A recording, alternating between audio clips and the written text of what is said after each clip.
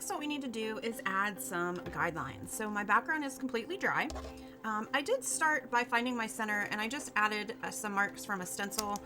You don't have to do that. I just find that it helps me make my marks a little easier. The most important part is finding your center. Now I am going to add just a little mark with a ruler at every centimeter.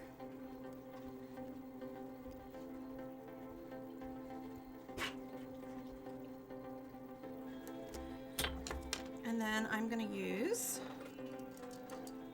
my handy dandy compass, and we're going to start making our lines.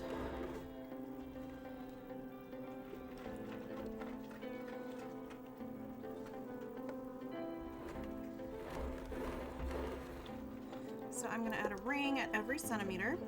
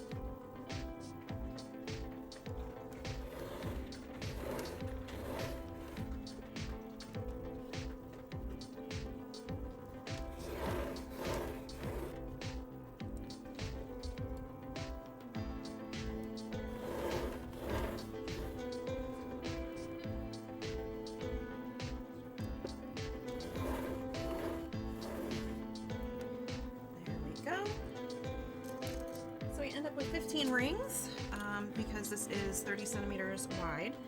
And then I am just going to extend my guidelines. We need 16 of those, and I'm just going to extend them to the edge.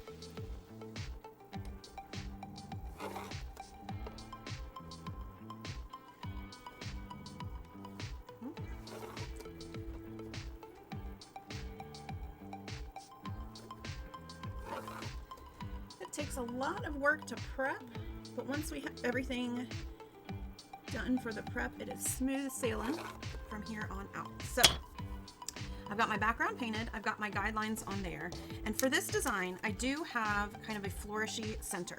And so what we're going to do for this, you can use, if you've got carbon paper or transfer paper, you can absolutely use that.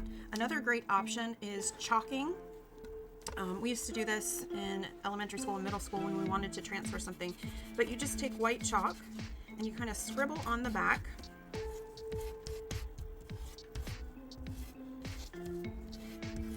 Now I've cut mine out and I found my center. The easiest way to find the center is to fold it in half, make sure it lines up perfectly, fold it in half again, and then you can snip just the tiniest bit off the center there.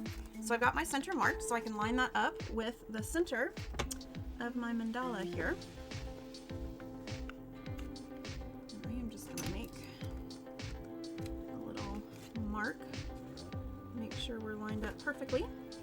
I'm going to line up the design so that the cardinal points line up north, south, east, and west. I want to make sure those are centered on grid lines.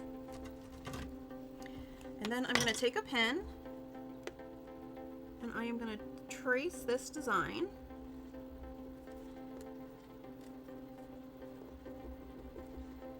And this will transfer the chalk that we've got on the back.